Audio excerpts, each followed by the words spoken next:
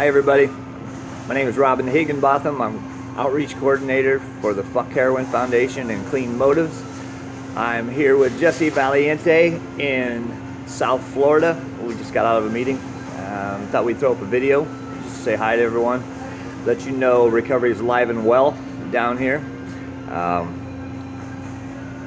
Things are good down here. Business is booming, as you can imagine. We're working to build relationships with people in the recovery community, and life is good today. And let Jesse give you a few words of inspiration. All right. Thank you, Robin. Name's Jesse. Grateful recovering alcoholic and addict. Just going to make a short video here real quick, just to kind of carry the message that I've learned over the years. I'll just tell you my sobriety date and how long I've been clean: August 29, 2012. I tell you that not because my sponsor told me to tell you that. I'll tell you that to let you know that it works. And if anything, we all have today, one day at a time, we kind of try to make it happen. So most of my life has been pretty much the same before I did get clean and sober, which was I was struggling extremely. You know, the million times that I tried to get clean and I tried to get my act together, I failed miserably, couldn't get it together. And, you know, I'd have bet $1 million that I was going to be able to get it, you know. The daughter, the family, the facing time, all the things that actually, repercussions and consequences that were there, they just weren't never enough for me to get it right. For some reason or another, I got this disease that's centered in between my two ears. And it tricks me every time. It's out to rob me. It's out to kill me. It's out to just be a relentless, moving monster in my life that just consumes me. And when I least expect it, and you know, my whole life has been kind of a whole lot of drugs, a whole lot of alcohol, and on top of that, I had a bunch of problems and I never dealt with them properly. For me, you know, it finally got to a point where I just finally had it, man. And you know, the life that I was living was super depressed, super angry, you know, ashamed of myself, embarrassed. You know, I was in denial. You know, honestly, I couldn't even admit that I was an addict or an alcoholic, just because I just didn't want to believe that, you know, that was me. I just absolutely thought that if I could get some time clean and take a break from everything that I was surrounded by at that point, you know, that I could get my act together. Well, you know, that wasn't the case.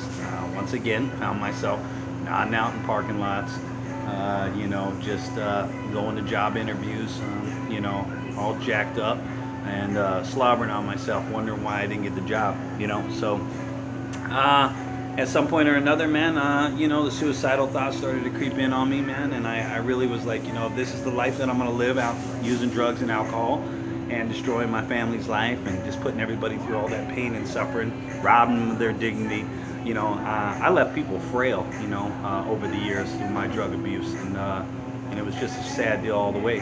And I finally was like, yo, I guess I'm just gonna have to ask for help, you know, which I just couldn't do for so many years. I just you know, that whole shit's a crutch, you know, and people used to tell me about AA, and you know, I used to always say AA's for quitters, and I ain't no fucking quitter.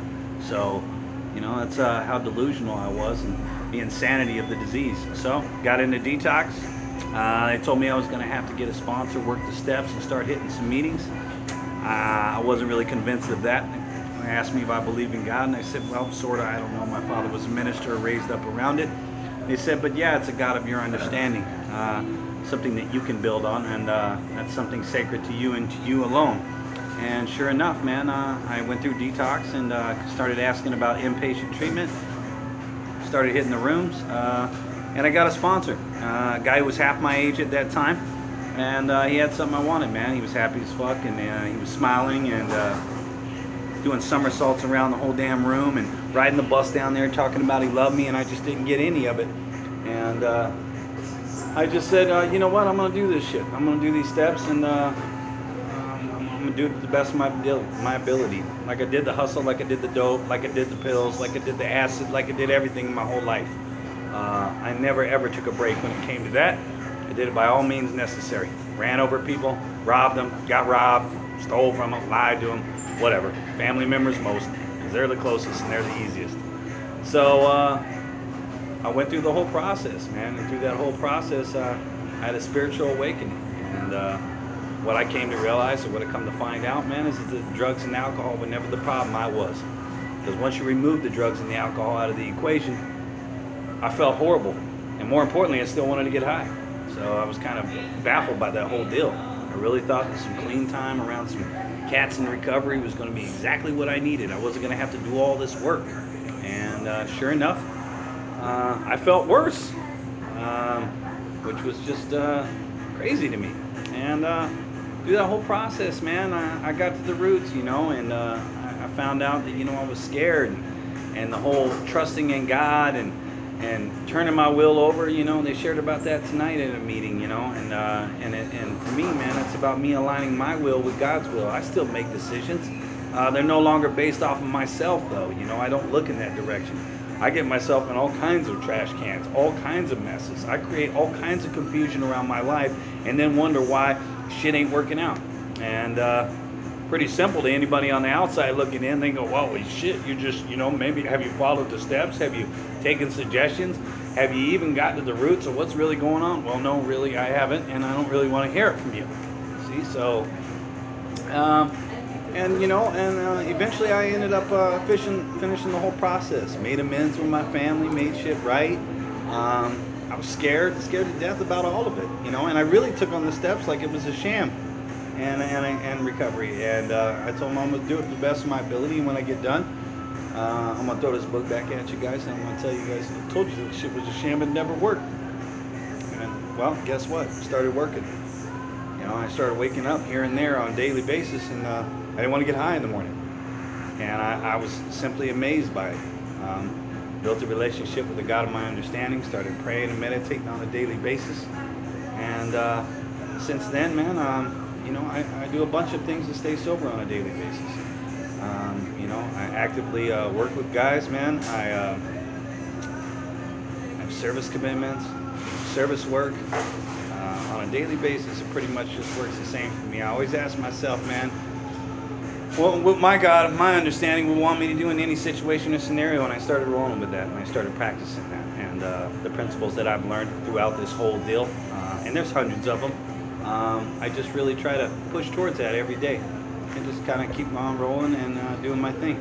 And then I'm blessed, man. It's been almost 3.5 years later. Life's good, man.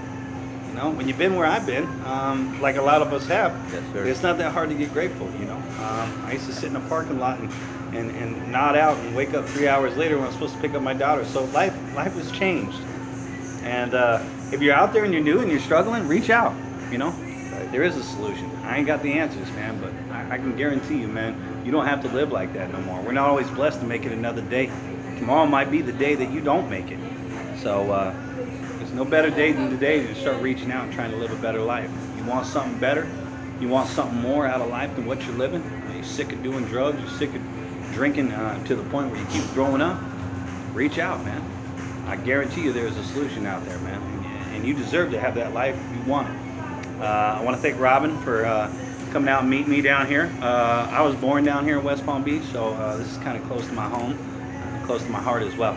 But recovery works universal, so it doesn't matter where we're at, we can meet up. So with that, stay blessed. Amen. Thank you for that, Jesse. Yep, you're welcome. It's a pleasure to meet you. We've been talking on Facebook for a while, and if anybody tells you Facebook friends aren't real, right there, fact. I've met a lot of people through the social media networking. I do a lot of my work and outreach to Facebook, and check out our page, Fuck Heroin Foundation Facebook page.